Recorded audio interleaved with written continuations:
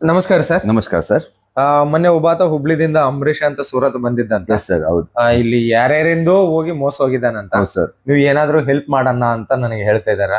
ನಾವೇನು ಹೆಲ್ಪ್ ಮಾಡಕ್ ಆಗತ್ತೆ, ನಿಮ್ ದುಡ್ಡು ನೀವು ಹುಷಾರಾಗಿರ್ಬೇಕು. ಹೌದು ಸರ್. ಸೊ ನೀವು ಯಾವ ತರ ಹುಷಾರಾಗಿರ್ಬೇಕು ಅಂತ ಸೂರತದಲ್ಲಿ ಅತಿ ದೊಡ್ಡ ಕನ್ನಡಿಗರ ಫ್ಯಾಕ್ಟರಿ ಆಗಿರುವ ಫ್ಯಾಕ್ಟರಿ ಕಡೆದಿಂದ ನಮ್ಮ ಅಣ್ಣವ್ರು ನಿಮ್ಗೆ ಒಂದು 4-5 ವಿಷಯ ತಿಳಿಸ್ತಾರ. ಸೂರತ್ ಬರೋರು ಇದು ಗಮನದಲ್ಲಿ ಇಟ್ಕೊಳ್ಳಿ.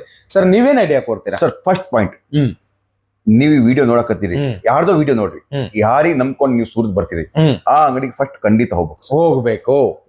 ಅದು ಫಸ್ಟ್ ನೀವು ಮರಿಬೇಡ್ರಿ. ಅಲ್ಲಿ ನೀವು ಎಷ್ಟೋ ವಿಡಿಯೋ ನೋಡ್ತಿರೋ, ಎಷ್ಟೋ ನಂಬಿಕೆ ಮಾಡ್ತಿರೋ, ಎಷ್ಟೋ ತಿಂಗಳ ನೀವು ವಿಡಿಯೋ ವಾಚ್ ಮಾಡಿ ಆಮೇಲೆ ಆ ಅಂಗಡಿಗೆ ಹೋಗ್ತೀವಿ. ಯಾರೋ ಹೋಟ್ಲ್ ಹತ್ರ, ಸ್ಟೇಷನ್ ಹತ್ರ ಅಪರಿಚಿತ ಜನ ಸಿಗ್ತಾರೆ, ಅವರು ಸ್ವೀಟ್ ಮಾತಾಡ್ತಾರೆ, ಭಾಷೆ ಎಲ್ಲರ ಕಲ್ತು ಬಿಟ್ಟಾರೆ ಸರ್, ಕನ್ನಡ. ಹೌದೌದು ಸರ್. ಈ ಸ್ಟೇಷನ್ ಹತ್ರ ಎಲ್ಲರೂ ಇದಾರೆಲ್ಲ ಕನ್ನಡ ಕಲ್ತು ಬಿಟ್ಟಿದ್ದಾರೆ.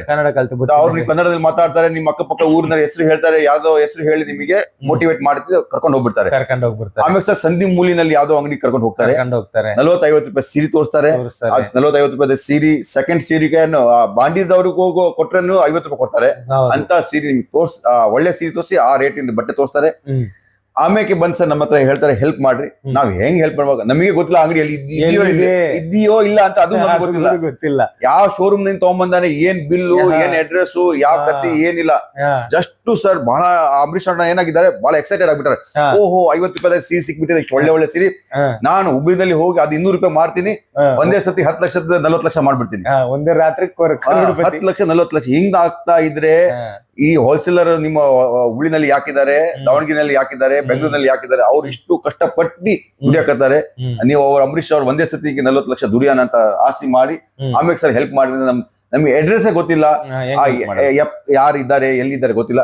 ಸೊ ದಯವಿಟ್ಟು ಎಲ್ಲಿಯಾರು ಹೋಗ್ರಿ, ಸೂರತ್ ಅಂತ ಇಲ್ಲ, ಯಾವ ಊರಾಗಿ ಹೋಗ್ರಿ, ಅಪರಿಚಿತ ಜೊತೆ ಹೋಗಕ್ಕಿಂತ ಮುಂಚೆ ಎಲ್ಲಿ ನಂಬ್ಕೊಂಡು ಹೋಗಿರ ಅವರಿಗೆ ನಂಬ್ಕೊಳ್ಳಿ, ಅವ್ರಿಗೆ ಮಾತಾಡಿ ನಂತರ ಹೋಗಿ.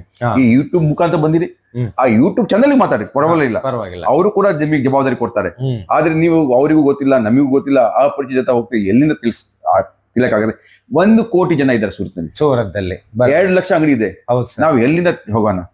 ಎಲ್ಲಿ ಯಾರಿಗೆ ನಂಬಿರ ಅವ್ರಿಗೆ ಹತ್ರ ಖಂಡಿತ ಹೋಗಿ. ಫಸ್ಟ್ ನಮ್ಮ ಅಂಗಡಿ ಬರ್ರಿ ಅಂತ ಹೇಳಲ್ಲ, ಅದು ಯಾರಿಗೆ ನಂಬ್ಕೊಂಡು ಬಂದಿರ ಅವ್ರಿಗೆ ಅಂಗಡಿ ಖಂಡಿತ ಹೋಗಿ. ಸೊ ಅಣ್ಣವ್ರು ಒಳ್ಳೆ ಟಿಪ್ಸ್ ಹೇಳಿದಾರ, ಅದು ನೀವು ಪಾಲನೆ ಮಾಡಿದ್ರೆ ನಿಮಗೆ ಯಾವ ತೊಂದರೆ ಕೂಡ ಬರೋದಿಲ್ಲ.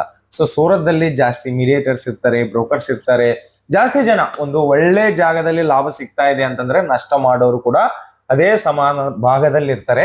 ಸೊ ನಿಮ್ ದುಡ್ಡು ನಿಮ್ ಜವಾಬ್ದಾರಿ ಅಂತ ಹೇಳ್ತಾ ಮತ್ತೊಂದು ವಿಡಿಯೋದಲ್ಲಿ ನಿಮ್ಮೆಲ್ಲರ ಮೀಟ್ ಆಗೋವರೆಗೆ ನಿಮ್ ನಾಗರಾಜ ಸೂರತ್ದಿಂದ ಧನ್ಯವಾದ.